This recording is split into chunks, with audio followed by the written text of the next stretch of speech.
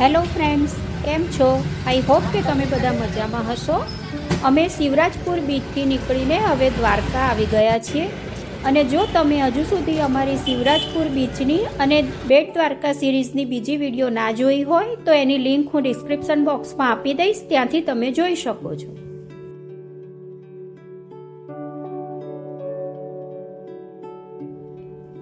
દ્વારકા ધામ હિન્દુ તીર્થયાત્રાના 4 ધામમાંથી એક ધામ છે. 5000 વર્ષ પહેલાં શ્રી કૃષ્ણ ભગવાન જ્યારે મથુરા છોડી અહીં આવ્યા ત્યારે અહીં બધે જ સમુદ્ર હતો. ત્યારે શ્રી કૃષ્ણ ભગવાને સમુદ્રદેવને પ્રાર્થના કરી થોડી જગ્યા માગી. સમુદ્રદેવે જગ્યા કરી આપી અને આ જગ્યાએ ભગવાન શ્રી કૃષ્ણે દ્વારકા નગરી વસાવી.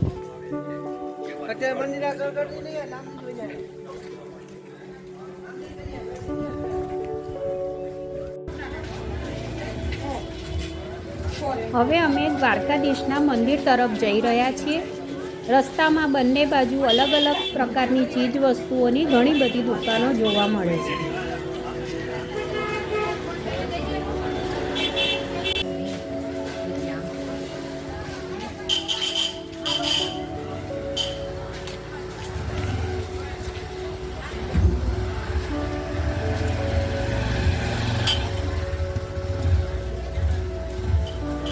દ્વારકા આવવા માટે દ્વારકા રેલવે સ્ટેશન દ્વારકા મંદિરથી 2 કિલોમીટરના અંતરે આવેલું છે અને નજીકનું એરપોર્ટ અહીંયા જામનગર અને પોરબંદર આવેલું છે અને તમે અહીંયા પ્રાઇવેટ વ્હીકલ લઈને પણ આવી શકો છો.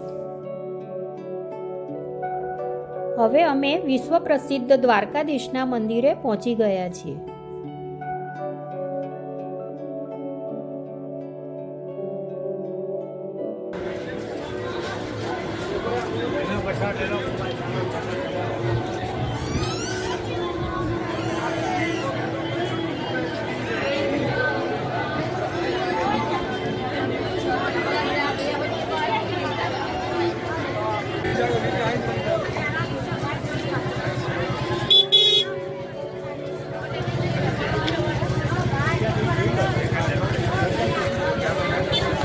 મંદિરની અંદર મોબાઈલ, કેમેરા, બેગ જેવી વસ્તુઓ લઈ જવાતી નથી.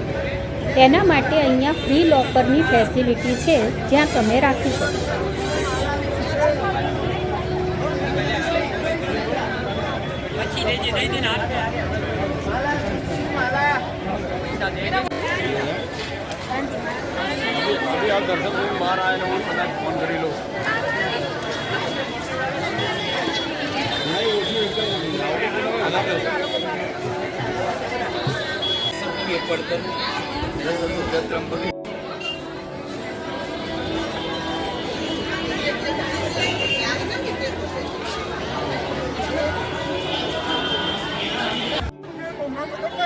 ફ્રેન્ડ્સ, આ પ્રસિદ્ધ દ્વારકાધીશના મંદિરનું નિર્માણ શ્રી કૃષ્ણ ભગવાનના પ્રપૌત્ર વજ્રનાભ દ્વારા કરવામાં આવેલું છે.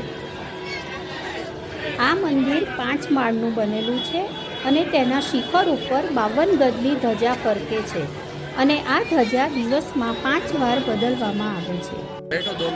હજારો ભાવિક ભક્તો આના દર્શનનો લાભ લેવા માટે અહીં આવે છે.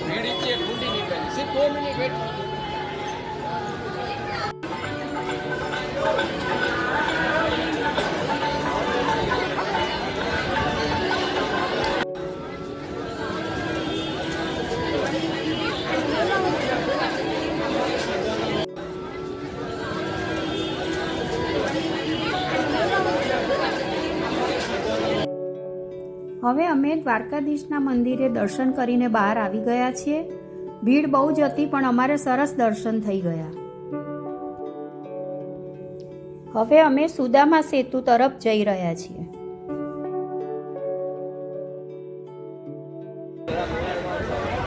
હવે અમે સુદામા સેતુ આવી ગયા છીએ. આ એની ટિકિટ વિન્ડો છે, જેની ટિકિટ પર પર્સન 10 રૂપિયા છે.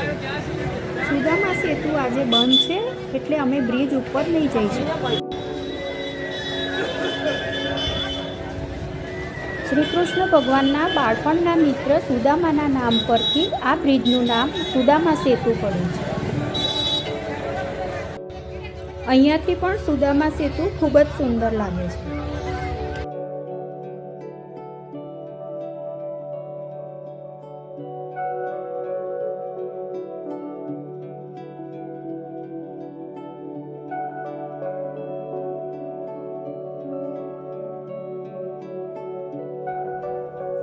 નીચે ગોમતી નદી છે અને એના ઉપર સુદામા સેતુ બનાવેલો છે.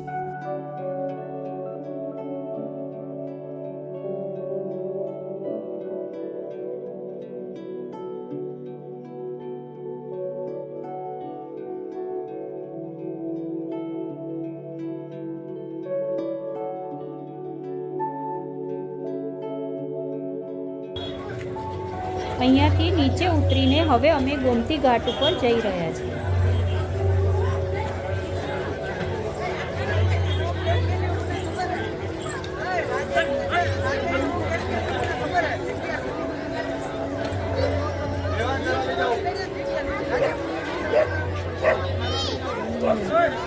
અહીં ગોમતી નદી અને અરબ સાગરનો સંગમ થાય છે. અત્યારે ઓટનો ટાઈમ છે એટલે પાણી થોડું પાછળ જતું રહ્યું છે. અહીંયા સાંજના ટાઈમે બધા ગોમતી નદીની પૂજા કરે છે, દીવા કરે છે.